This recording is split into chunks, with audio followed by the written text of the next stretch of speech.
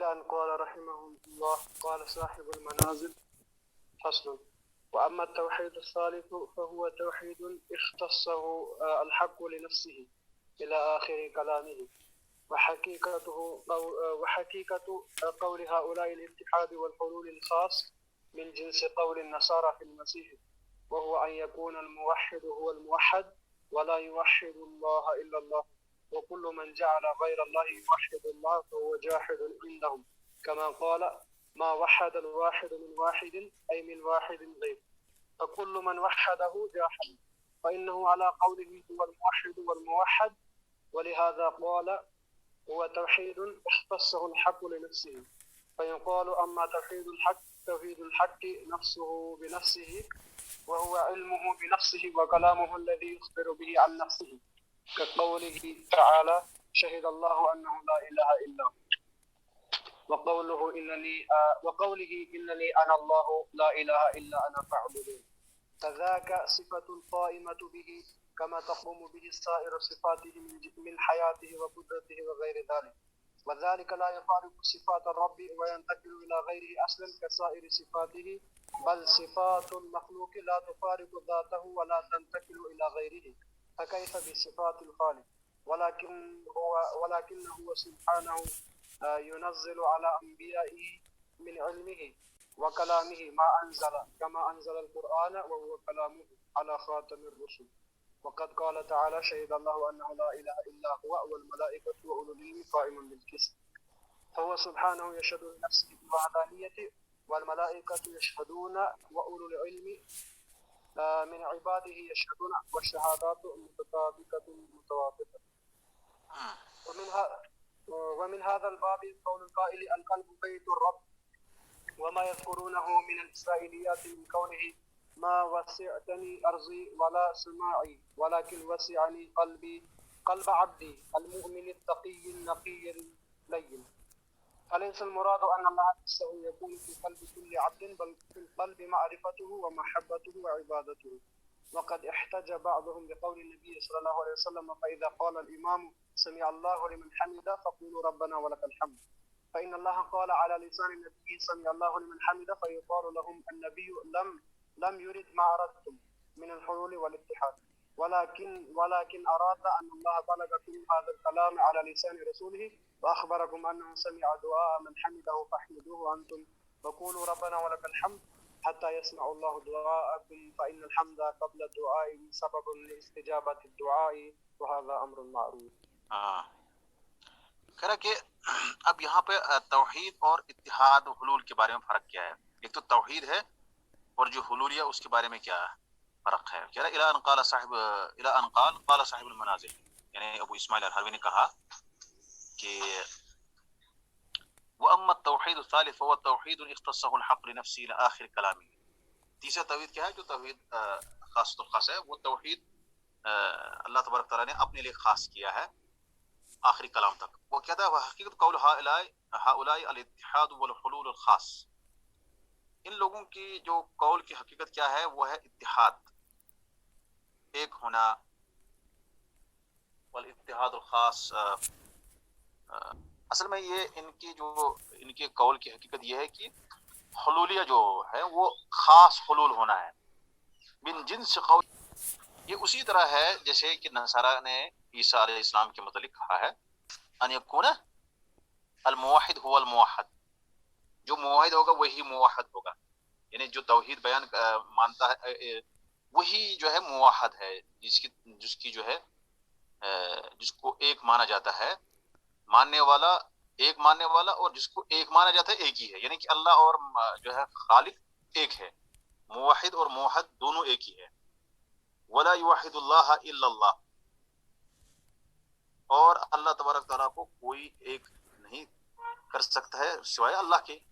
وکل من جعل غیر اللہ یوحد اللہ فهو جاحد عنده، جو بھی شخص جس نے غیر اللہ کو اللہ کی ایک وحدانیت کو مخلوق میں سے کسی نے اللہ کو ایک مانا تو وہ ان کے نزدیک جو ہے وہ منکر ہے. وہ جیسے کہ کہنے والے نے کہا ما وحد الواحد من واحد، ایک کو ایک نے نہیں جانا ایک سے، کیا مطلب؟ فکل من وحدہ جاحد، ایک عبارت ہے بس ان کا کہ جس نے اللہ کو ایک مانا اس نے انکار کر دیا. کوئی ایک ما وحد الواحد من واحد، واحد کو واحد سے کسی نے ایک نہیں کیا، یعنی کوئی مطلب یہ کہ جو اللہ کو اکیلے ایک مانتا ہے، الگ مانتا ہے، اس نے انکار کیا اللہ کا. موحد اور جو ہے اور موحد وہ ایک ہی ہے، جو اللہ ہے وہ یہ بھی ہے اور یہ بھی ہے. خلاصہ کلام یہ ہے کہ وہ کریں اللہ کی ذات اور مخلوق کی ذات ایک ہی ہے. وہ اللہ تعالیٰ جو ہے اس کے حائل ہو مطلب داخل ہو گیا اور وہ ایک بن گئی، جیسے ہم نے پہلے اس کو کہا ہے. فإنه على قولهم هو الموحد والموحد، ولهذا قال هو توحید اختص الحق لنفسه، اس لیے کہ اس نے کیا کہا، یہ ایسی توحید ہے جس کو حق نے کہ اللہ تعالیٰ نے خاص کیا اپنے لیے.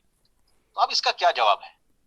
کہہ رہا فیقال اما توحید الحق نفسه لنفسه، وہ کیا ہے وہ ابھی سمجھانا چاہ رہا ہے. واما توحید الحق نفسه بنفسه وهو علمه بنفسه وكلامه الذي يخبر به عن نفسه. جو توحید الحق جو ہے اپنے متعلق جو اللہ تبارک تعالیٰ نے، اما توحید الحق نفسه بنفسه، اللہ تعالیٰ کو اپنے نفس کو ایک جاننا ایک ماننا اپنے نفس کے ذریعے سے، وہ کیا ہے؟ وہ علم ہو بنفسه، وہ ہے اللہ تعالیٰ کا علم اپنے ذات کے متعلق. وَكَلَامُهُ الَّذِي يُخْبِرُ بِهِ عَن نَفْسِهِ، اور وہ کلام جس سے وہ اپنے نفس کے بارے میں یعنی اپنے ذات کے بارے میں اللہ تعالیٰ جو ہے خبر دیتا ہے. كَقَوْلِهِ تَعَالَى، جیسے کہ اللہ تبارک کا فرمان ہے شہید اللہ انہ لا الہ الا، اللہ نے گواہی دی کہ وہ اللہ کے سوا کوئی معبود برحق نہیں ہے. یہ اللہ کی گواہی. گویا کہ توحید الحق جو ہے یعنی رب کا اپنے ذات کے بارے میں جو ہے توحید ماننا، کیا مراد ہے؟ وہ ہے کہ اللہ تبارک تعالیٰ کا اپنے نفس کے اپنے ذات کے بارے میں علم ہونا، اور اللہ تبارک تعالیٰ کا وہ کلام جو اپنے ذات کے بارے میں جس کے ذریعے وہ خبر دیتے ہیں. جیسے اللہ تبارک تعالیٰ کہتے ہیں اپنے بارے میں شہید اللہ، اللہ نے گواہی دی، کہنے والے تو اللہ ہے، اللہ نے گواہی دی کہ اللہ ایک ہے، انہ لا الہ الا ہوا، اس کے سوا کوئی حقیقی معبود نہیں ہے. اس کے بعد اللہ تبارک تعالیٰ نے یہ بھی گواہی دی انی انا اللہ، بے شک میں ہی اللہ ہوں، لا الہ الا انا، میرے سوا کوئی معبود نہیں ہے، فاعبدونی، تم میری عبادت کرو، فاعبدنی، بس میری ہی عبادت کرو. فدا کا صفت القائمۃ بھی، یہ اللہ کی صفت ہے جو اس کے ساتھ ہمیشہ ہے. کما تقوم بھی سائر صفاتی، جیسے کہ اس کے تمام صفات ہمیشہ اس کے ساتھ قائم ہے. من حیاتی و قدرتی، چاہے اس کی حیات صفت ہے، قدرت صفت ہے، یہ ساری جو ہے اس کے ساتھ قائم ہے. اس کے علاوہ اور بھی جو صفات ہیں. وذالک لا یفارق ذات الرب، اور یہ چیز جو ہے رب کی ذات کو الگ نہیں کرتی ہے. وینتقل الی غیر اصلا، اور دوسرے کی طرف منتقل ہوتی ہے، بالکل ایسا نہیں ہوتا ہے. کسائر صفات ہی، جیسے کہ تمام اس کی صفات ہیں. بل صفات المخلوق، بلکہ مخلوق کے جو صفات ہیں، بل صفات المخلوق لا تفارق ذاتہ ولا تنتقل الی غیرہ، بلکہ مخلوق کی جو صفات ہیں وہ اس کی ذات سے الگ نہیں ہوتے ہیں اور نہ ہی دوسرے کی طرف منتقل ہوتے ہیں. فکیف بصفات الخالق، تو خالق کی صفات کیسے ممکن ہو سکتا ہے کہ وہ اس کی صفات جو ہے دوسرے میں منتقل ہو جائے؟ کیسے اللہ تبارک تعالیٰ کسی شخص کے اندر داخل ہو جائے، اس کی صفات اس کے میں منتقل ہو جائے، پھر وہ ایک ہی ذات بن جائے، وہ اتحاد ہو جائے، وہ ایک ہو جائے؟ ایسا نہیں، ایسا بالکل نہیں ہو سکتا ہے. ولیکن ہوا سبحانہ، لیکن اللہ تبارک تعالیٰ کیا ہے؟ ولكنه سبحانه ينزل على انبيائه من علمه وكلامه ما انزله، لیکن اللہ تبارک تعالیٰ اپنے نبیوں پر نازل کرتا ہے، ينزل بمعنى تنزیل، اس میں نزل ينزل، اللہ تبارک تعالیٰ نازل کرتا ہے، اتارتا ہے اپنے نبیوں پر، اپنے علم میں سے ان کو دیتا ہے، اور اپنے کلام ان پر جو ہے نازل کرتا ہے جو کچھ وہ نازل کرنا چاہتا ہے. کما انزل القرآن، جیسے کہ اللہ تبارک نے قرآن کو نازل کیا، وہ کلام ہوں، اور وہ اس کا کلام ہے، علی خاتم الرسل، پیغمبروں کے جو خاتم ہے یعنی کہ نبی صلی اللہ علیہ وسلم پر، وقد قال تعالی شہد اللہ انہ لا الہ الا هو والملائکۃ واولو العلم قائما بالقسط، اللہ نے گواہی دی کہ اللہ کے سوا کوئی حقیقی معبود نہیں ہے، اور فرشتوں نے گواہی دی واولو العلم قائما بالقسط، اور اہل علم نے بھی اس کی گواہی دی ہے، جو ہے جو انصاف کے ساتھ، انصاف پر مبنی وہ گواہی دیتے ہیں۔ وهو سبحانہ یشہد لنفسہ بالوحدانیہ، اللہ تبارک تعالیٰ اپنے ذات کے متعلق وحدانیت کی گواہی دیتے ہیں۔ والملائکۃ یشہدون، فرشتے گواہی دیتے ہیں۔ واولو العلم من عبادہ یشہدون، اور اہل علم اس کے بندوں میں سے جو اہل علم ہے وہ بھی گواہی دیتے ہیں۔ والشہادات متطابقۃ متوافقہ، اور یہ گواہیاں جو ہے یہ بالکل متوافق ہے، یعنی کیا کہ مطلب اس میں کوئی وہ تفاوت نہیں ہے۔ ومن هذا الباب قول القائل، اس باب سے قائل کا یہ کہنا القلب بیت الرب، دل جو ہے رب کا گھر ہے۔ وما یذکرونہ من الاسرائیلات من قولہ، یا جو کچھ وہ اسرائیلات سے ذکر کرتے ہیں۔ ما وسعتنی ارضی ولا سمائی، اس کا ترجمہ کسی کو پتا ہے؟ ولكن وسعني قلب عبدی المؤمن، شاباش۔ اس حدیث کو میں پہلی مرتبہ دیکھتا ہوں، اور اس حدیث کی کوئی اصل نہیں ہے، اس لیے جو ہے میں استاد کہہ رہے تھے کہ جو حدیث ضعیف موضوع ہے اس کو پڑھنے کی کیا ضرورت ہے۔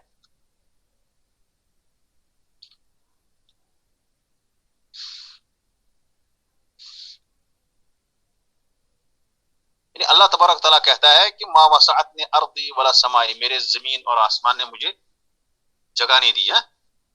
ولكن وسعني قلب عبدی المؤمن، شاباش۔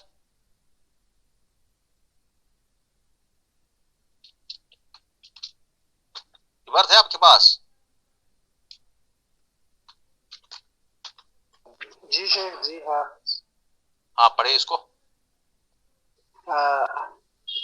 ولیکن وسعنی قلب عبدی المؤمن التقی، جی شیخ۔ المؤمن اس کے بعد کیا ہے؟ التقی،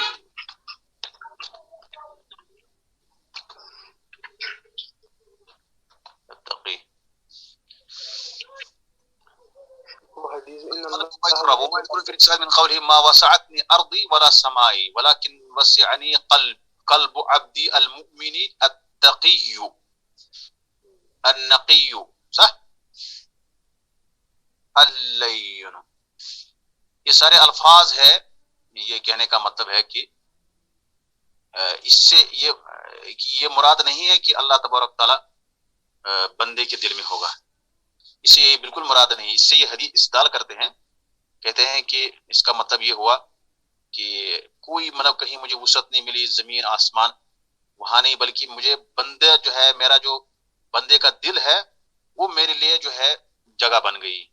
اس بندے کا دل جو مومن ہے، جو پرہیزگار ہے، جو صاف ہے، جو نرم ہے مزاج کا ہے، یہ اسرائیلیات میں سے انہوں نے ذکر کیا ہے، اور اس کی کوئی اصل نہیں ہے۔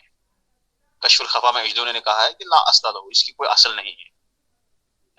مطلب جب تخریج اس نے اس حدیث کے کی، انہوں نے کہا کہ اس حدیث کا کوئی، یہ مشہور حدیث ذکر کی جاتی ہے زبان پہ جو مشہور ہے اس طرح کی ہے کہ مجھے جگہ ملی ہے بندے کی، اس بندے کے دل میں مجھے جگہ ملی ہے جس کا دل صاف ہے، مومن ہے، تقی ہے، اس طرح سے۔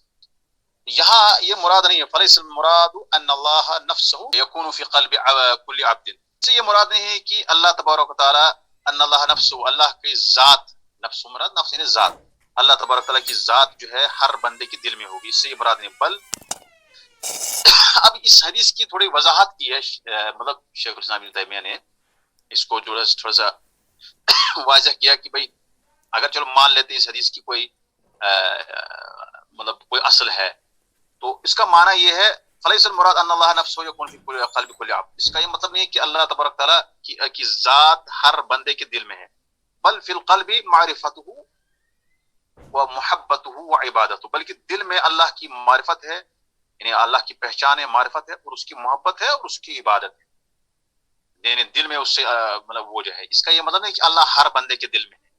ایک تو انہوں نے ایک اس مشورہ اس القلب بیت الرب اس سے لیا ہے، یہ کہنے ایک بات ہے، یہ کوئی دلیل تو نہیں ہے، رب کا گھر ہے۔ دوسرا انہوں نے اسرائیلی ایک جو ہے ایک مطلب نقل کیا ہے اسرائیلیات میں سے کہ اللہ تعالیٰ نے کہا کہ مجھے اگر ملی جگہ تو بندے کے دل میں جگہ ملی. اس کا یہ مطلب ہرگز نہیں ہے کہ اللہ ہر بندے میں ہے، بندے کے دل میں ہے.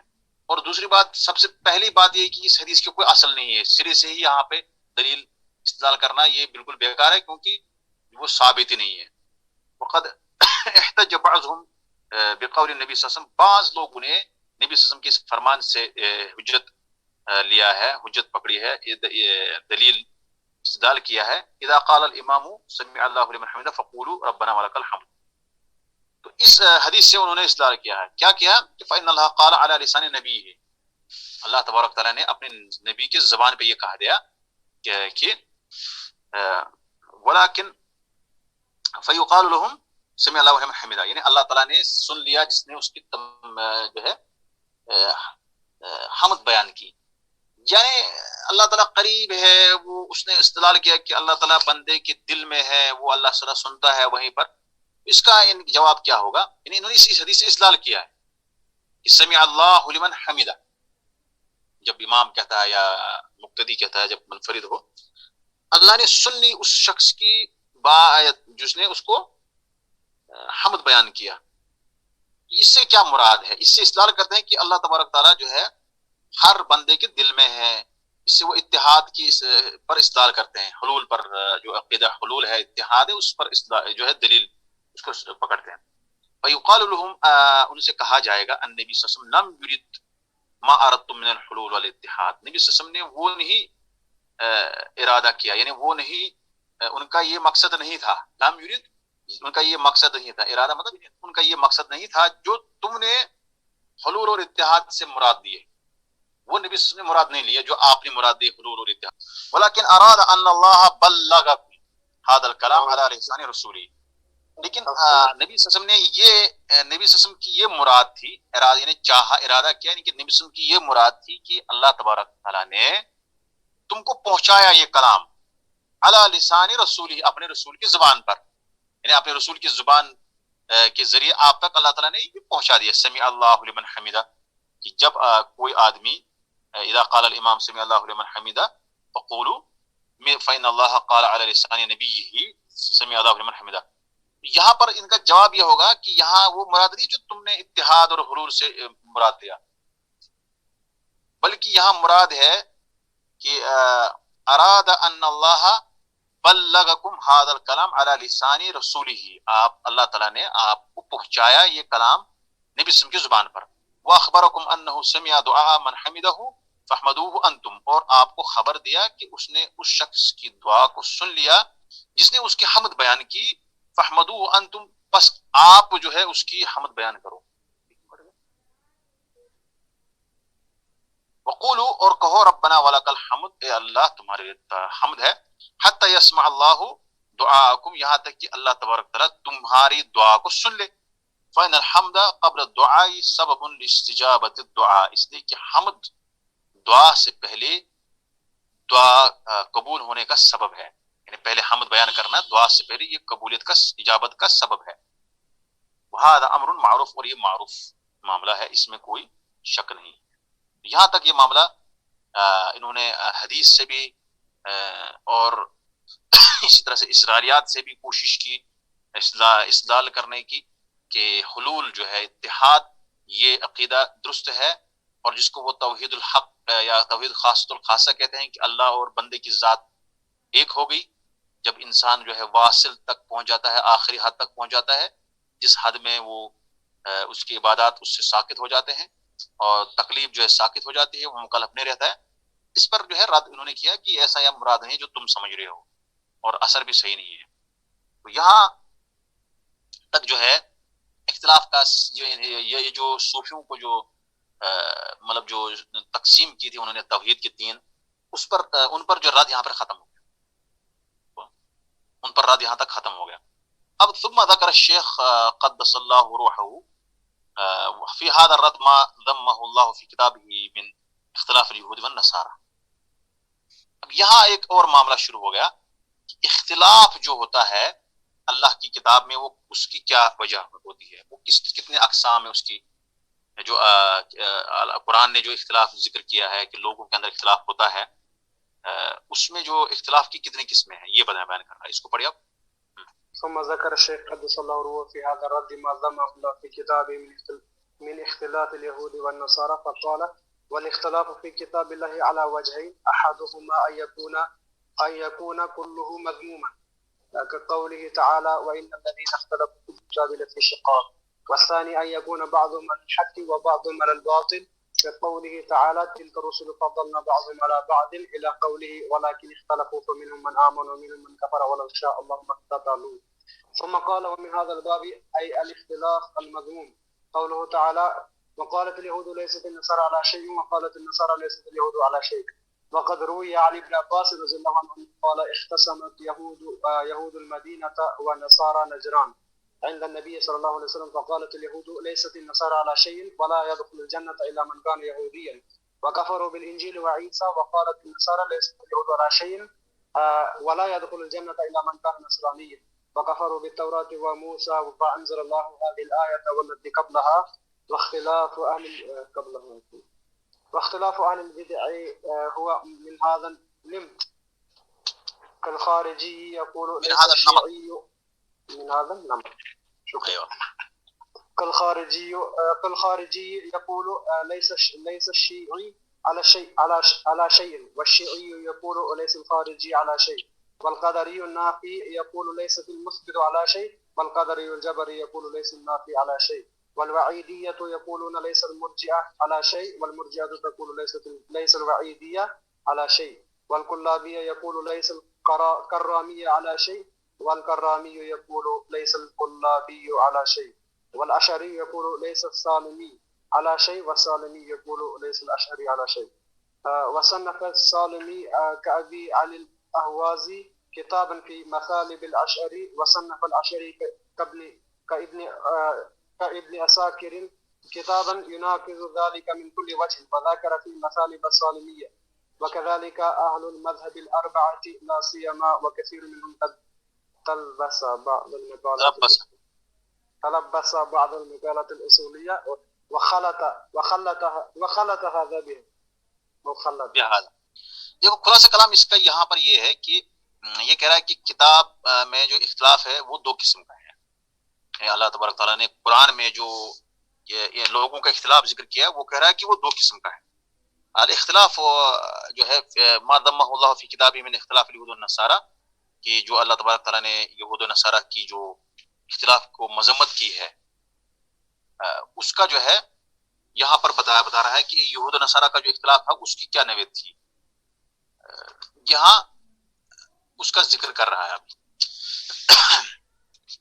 کہہ رہا ہے الاختلاف فی کتاب اللہ علی وجہین کتاب اللہ میں نے قرآن میں کہ اختلاف دو وجہوں پر ہے دو قسموں پر ہے. احدہما ان یکون کلہ مذموما ایک تو ہے کہ جو سارا کا سارا مذموم مانا جاتا ہے جیسے اللہ تبارک تعالیٰ فرمانے وَإِنَّ الَّذِينَ اخْتَلَفُوا فِي الْكِتَابِ لَفِي الشِّقَاقِ جنہوں نے کتاب میں اختلاف کی وہ بہت کیا ہے شقاق میں. شقاق سے مراد اصل شقاق ہوتا ہے اصل میں اختلاف. سر وہ ہے نا سورہ بقرہ میں فَإِنْ آمَنُوا بِمِثْلِ مَا آمَنْتُمْ بِهِ فَقَدِ اهْتَدَوْا وہاں پہ شقاق کا لفظ آیا ہے. چلو دیکھ لینا اس کو ٹھیک ہے. جی انشاءاللہ.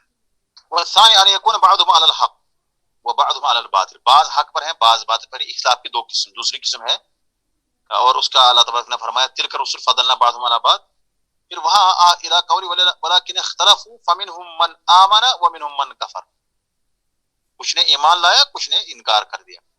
تو ایمان والے حق پر ہے اور کافر باطل پر ہے. تو اختلاف تو یہ ہے یعنی اختلاف کی نوعیت دوسری یہ ہے کہ کچھ حق پر ہے کچھ باطل پر ہے. ثم قال اور پھر شیخ الاسلام ابن تیمیہ نے کہا ومن هذا الباب اے الاختلاف المذموم اس اختلاف جو دوسری قسم ہے جو مذموم ہے دوسری قسم تو بہرحال یعنی مذموم والی اختلاف یعنی اختلاف مذموم کی جو ہے دو اس میں جو ہے اس میں کیا ہے یعنی کہ یہاں پر پہلی قسم مذموم اختلاف میں سے یہ ہے کہ وقالت اليهود ليست النصارى على شيء وقالت النصارى ليست اليهود على شيء یعنی ایک اختلاف جو سارا کا سارا مذموم ہوتا ہے اس میں سے یہ اس کی مثال یہ بھی ہے جیسے یہودی کہتے ہیں یا اس قرآن میں کیا قرآن میں ہے یہودی کہتے ہیں کہ نصارہ کسی جو ہے کچھ بھی نہیں ہے نصارہ کچھ بھی نہیں ہے اور نصارہ کہتے ہیں یہودی کچھ بھی نہیں ہے. ایک دونوں دوسرے پر وہ ملامت کرتے ہیں. یہ سارا اختلاف مذموم ہے. وقد روی عن ابن عباس انه قال، ابن عباس سے مروی ہے کہ انہوں نے کہا، یار میرا صفحہ تب تک ختم ہو گیا، کتنا نمبر ہے اس کا؟ حیاک اللہ، ہاں مل گیا 105. روی عن ابن عباس انه قال اختصمت یہود المدینہ ونصارى نجران، مدینہ کی یہود اور نجران کے نصارہ نے نبی صلی اللہ علیہ وسلم کے پاس آپس میں اختلاف کیا. اختصمہ یعنی انہوں نے جھگڑا کیا، یعنی مجادلہ کیا، بحث و مباحثہ کیا. فقالت الیہود لیست النصارى علی الشیء، یہود کا نصارہ کوئی کسی چیز پر نہیں، یعنی کہ وہ کسی وہ جو صحیح نہیں ہے. اور ولا يدخل الجنۃ الا من كان یہودیا، وہی جنت میں داخل ہوگا جو یہودی ہوگا. وکفروا بالانجیل وعیسیٰ، انہوں نے انجیل کا بھی انکار کیا اور عیسیٰ کا بھی انکار کیا علیہ الصلوۃ والسلام. وقالت النصارى، اور نصارى نے کہا لیست اليہود علی الشیء، یہود کسی چیز پر نہیں، یعنی کہ وہ حق پر نہیں ہے. ولا يدخل الجنۃ الا من كان نصرانیا، کوئی جنت میں داخل نہیں ہوگا سوائے نصرانی. وکفروا بالتوراۃ وموسیٰ، انہوں نے تورات کا بھی انکار کیا اور موسیٰ علیہ السلام کا. فانزل اللہ هذه الآیہ والتي قبلها، اللہ تبارک تعالیٰ نے یہ آیت نازل کی اور جو اس سے پہلی ہے. وقالت اليہود لیست النصارى علی شیء وقالت النصارى لیست اليہود علی شیء. اور یہاں اس سے پہلی والی آیت کون؟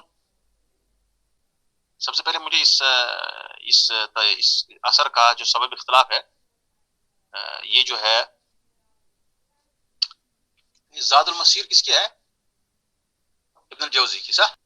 اس میں اکثر ضعف زیادہ پایا جاتا ہے جو سبب نزول بیان کرتا ہے، خاص کر ابن الجوزی زاد المسیر میں. المہم بہرحال جو بھی کچھ ہے، آیت کا جو ہے معنی واضح ہے.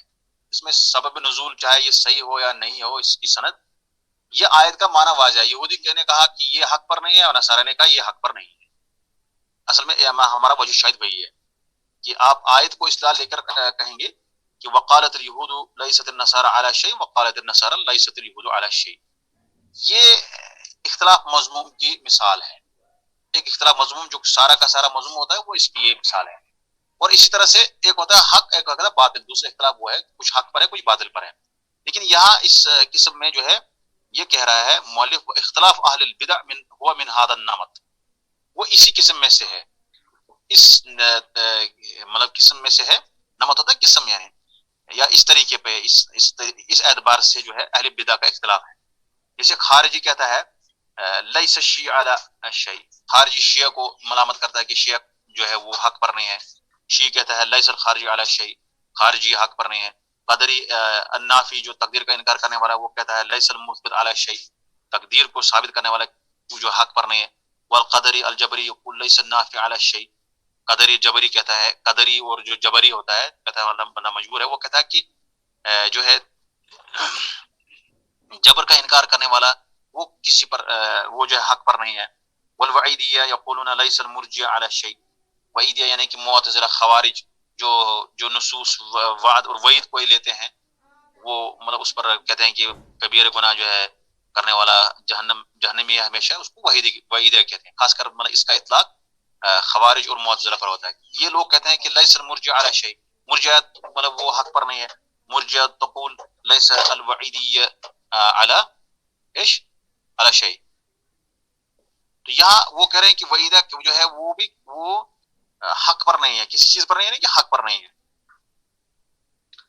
والقلابی یقول لیس الکرام علی شیء، قلابی ہم نے کہا کہ کون ہے، نیچے دیا ہوا ہے. قلابی کی تعریف نیچے دی ہوئی ہے کہ جو عبداللہ بن سعید بن قلاب کے ماننے والے ہیں اور وہ اسماء صفات کو ثابت کرتے ہیں، لیکن اس پر اس لیے لیس وہ کہہ رہے ہیں.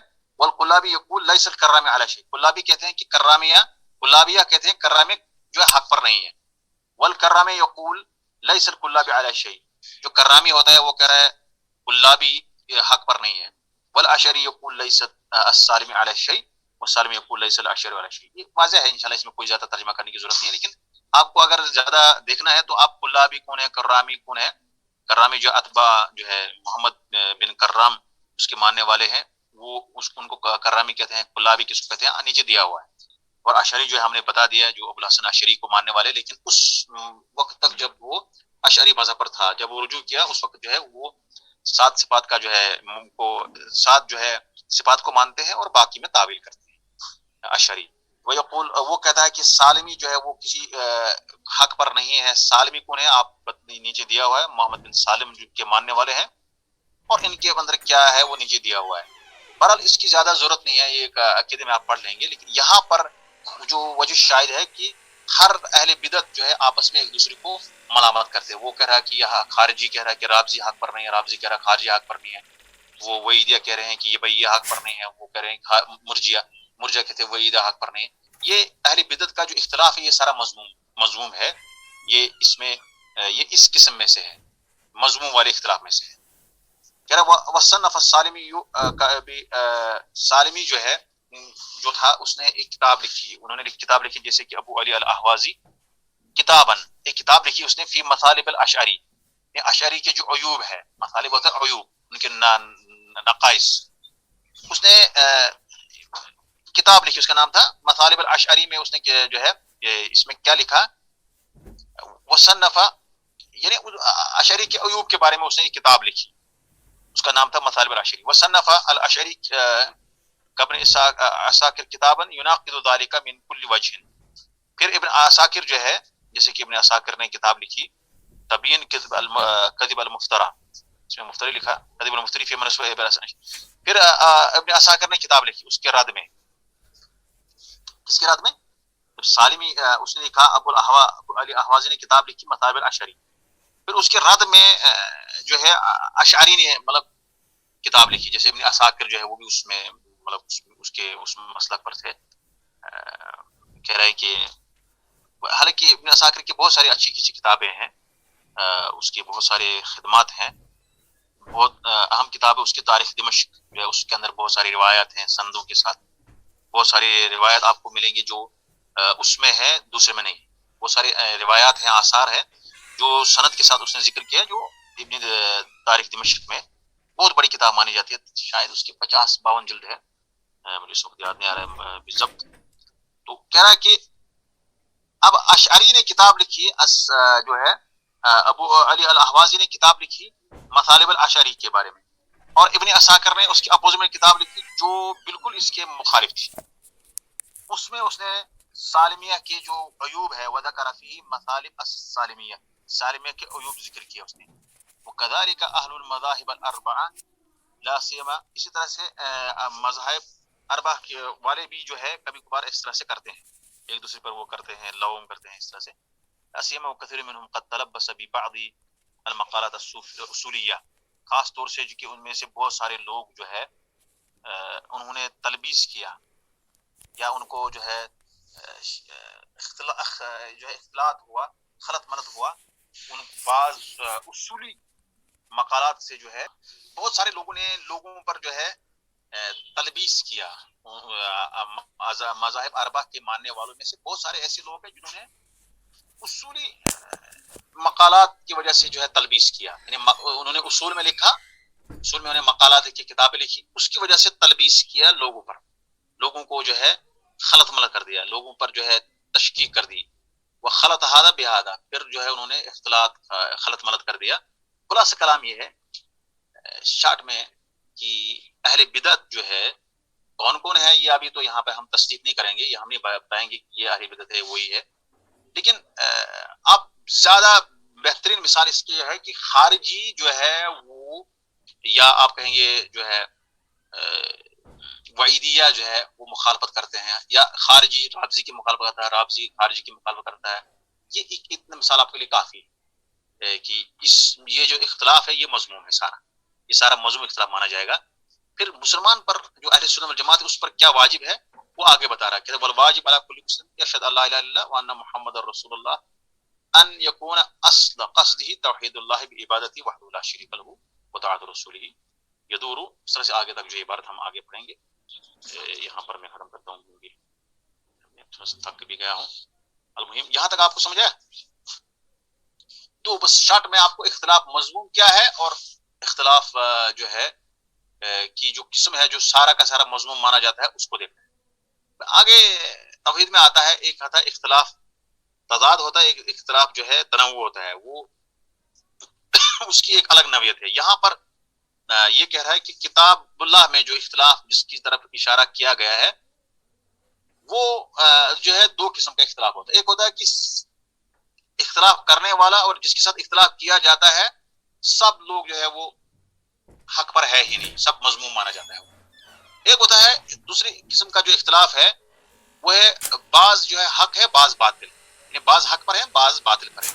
جیسے اہل ایمان حق پر ہے اور اہل کفر باطل پر ہے, یہ دوسرے قسم کا اختلاف, اور یہ مطلوب ہے کیونکہ جب مسلمان جو ہے کلمہ پڑھتا ہے پھر اس کے بعد مخالفین اس کو بن جاتے ہیں, مشرکین اس کی مخالفت کرتے ہیں کفار. یہ اختلاف جو ہے یہ اس قسم کا ہے. لیکن جو اہل بدعت میں اختلاف جو پایا جاتا ہے وہ اختلاف جو ہے مذموم ہے, کیونکہ رافضی بھی صحیح منہج پر نہیں ہے اور خارجی بھی صحیح منہج پر نہیں ہے. ایک دوسرے پر کتابیں لکھتے ہیں یا اس پہ جو ہے پوچھتے ہیں, تو دونوں کا ایک ہی منہج ہے کہ وہ گمراہ فرقے ہیں. لیکن اہل سنت والجماعت کے ساتھ جب کوئی اختلاف کرتا ہے خارجی یا معتزلی یا رافضی, تو یہ اختلاف جو ہے دوسرے قسم کا مانا جائے گا کہ جو ہے منہم من آمن و منہم من کفر ہو جائے گا. یہاں تک سمجھ آ گیا نا آپ کو میں کیا کہہ رہا ہوں؟ جو ان میں سے جو ہے فمنہم من آمن و منہم من کفر, وہ اس نوعیت میں آ جائے گا کہ بعض جو ہے حق پر ہے بعض باطل پر ہے. یعنی اختلاف جو ہے ان میں سے بعض لوگ حق پر ہوتے ہیں بعض باطل پر ہوتے ہیں. تو بعض لوگ کون ہوتے ہیں؟ وہ ایمان والے اور جو حق پر ہوتے ہیں, اور باطل پر کون ہوتے ہیں؟ جو مشرکین کفار ہوتے ہیں. اسی طرح سے آپ اس کو جو ہے یہاں اس میں جو باطل فرقے ہیں ان سے اہل سنت کا اختلاف جو ہے وہ اسی نوعیت کا ہے. لیکن آپس میں اہل بدعت کا اختلاف جو ہے آپسی اختلاف وہ پہلی قسم کا ہے کہ سارا کا سارا مضمون ہے, تو اس کی کوئی اصل نہیں ہوتی ہے. یہ سمجھانا چاہتے ہیں بس.